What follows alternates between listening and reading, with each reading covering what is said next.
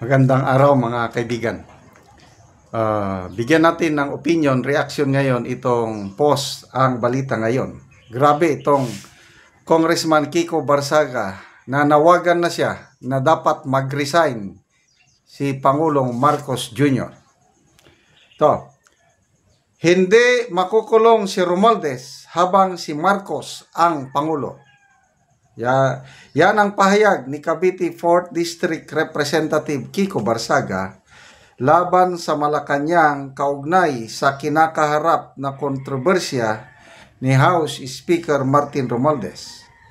Sinabayan pa ito ng matinding hashtag campaign na nagsusulong ng panawagang sumabay na siyang magbitiw kasama si Romualdez.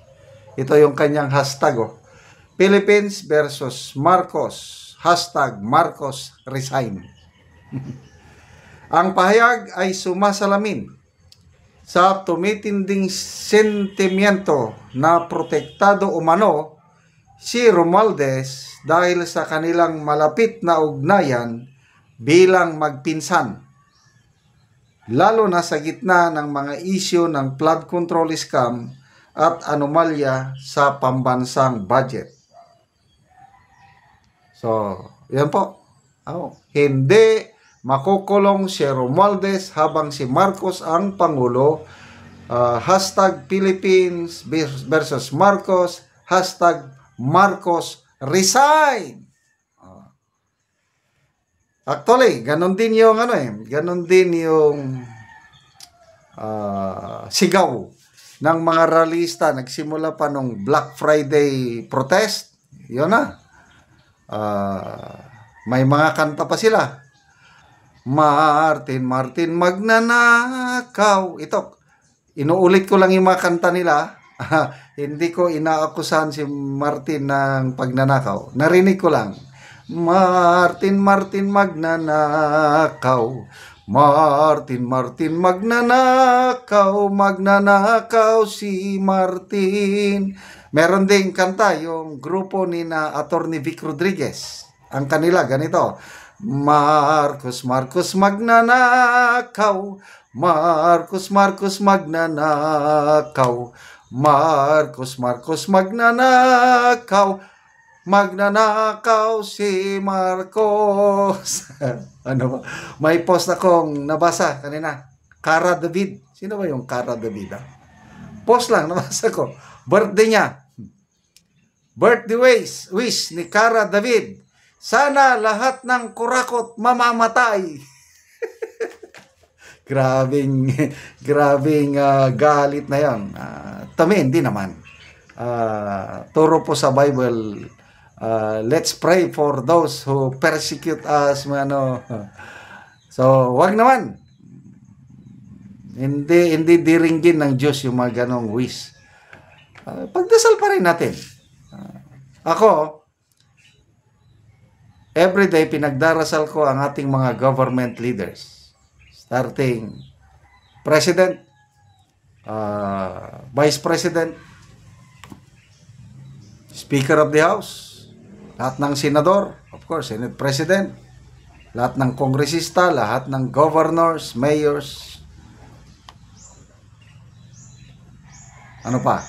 Pinagdarasal ko rin si PRRD, Duterte family. Kasi we are commanded to pray for our government leaders. Kaya lang, ang dasal ko is yung Panginoon, sabi ko, grabe ang korupsyon. Nakikita mo. Please intervene. Putulin mo, patayin mo yung spirit of greed na namamayani o nagko-control sa mga government officials natin. Ano yung sabi ni Senator Lacson? More than flood control, what we need is greed control. Anong sabi ni Madam Jessica Soho? Ang taong bayan ay hindi nalulunod sa baha kundi sa kasakiman ng mga opisyal sa gobyerno. Marcos magnanakaw. Narinig ko lang ito Marcos, Marcos magnanakaw. Marcos, Marcos magnanakaw, magnanakaw si Marcos. Grupo ni, sino ito? Ni Atty. Vic. Grupo naman ng mga UP students, yung Martin, Martin magnanakaw. Martin, Martin magnanakaw. Martin, Martin magnanakaw, magnanakaw ni Martin. Anyway, these are accusations na kailangan mong patunayan. So, habang walang katibayan, hanggang kanta lang yan.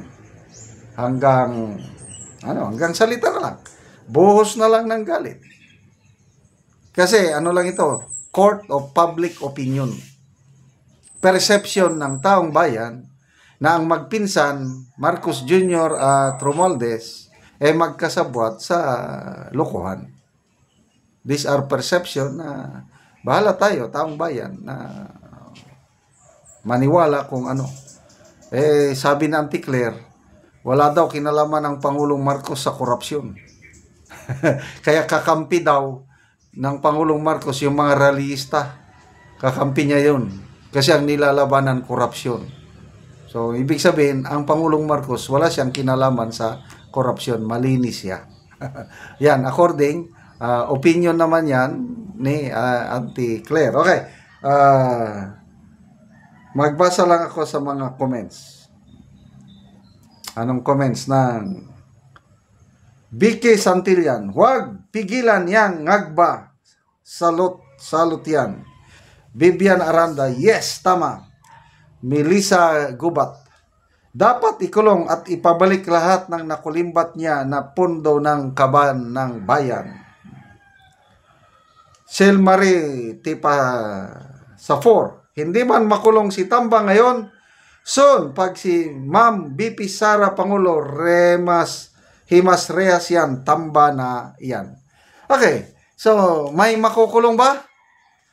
To me, yes, dahil matitino ang mga members ng Independent Commission, lalo na si Mayor Benji Magalong. Nandyan din katimbang niya si DPWH Secretary Vince Dizon, na tingin ko isang matinong opisyal ng gobyerno. So, team up yan, Dizon and Magalong. Pag-imbestiga nila, ma-unearth nila, mga taga-DPWH, contractor, delikado kayo. Kailang, personal, ko lang ito, ang siguradong makukulong DPWH at contractors. Pagdating sa lawmakers, napakahirap. Lalo na dito sa level ni Saldico at Martin Romualdez. Mahirap. But depende sa galing ng Independent Commission. Okay, salamat mga kaibigan sa inyong pagsubaybay sa ating channel.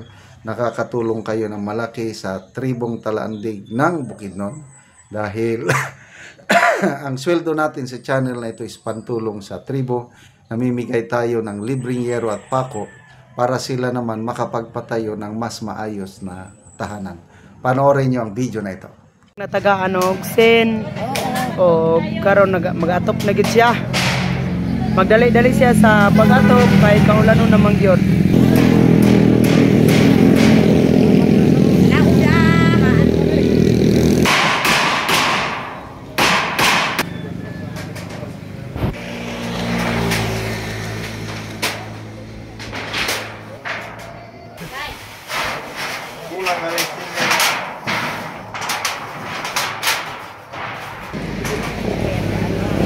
Karon nindot na gid kaayo ang balay sa natabangan namo og pero so humana gid siya sa pag-atop.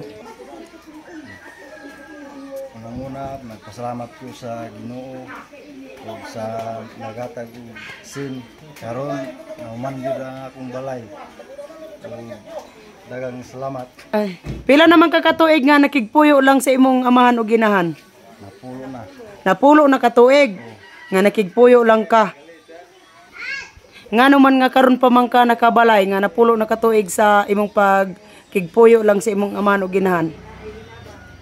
Tungod sa kalisod. Wala ko nakabalay karon pa ko sa tagang ko tabang maong sin. Okay. Kung wala ang tabang sa sin, di pag makabalay tungkol sa kalisod. Oo. Sa karon pasalamat kay Norman na gyud. Oo. So karon pa ka nakasukad sa sukad, ay pa ka nakabalay. Oh, Nga naay tabang. Ay kung wala pang tabang, dili pa ka kabalay. di pa gyud makabalay. Oo. So salamat kayo ya. Oh. Salamat kayo. So nindot na gid kayo ang iyang balay. Tanaw.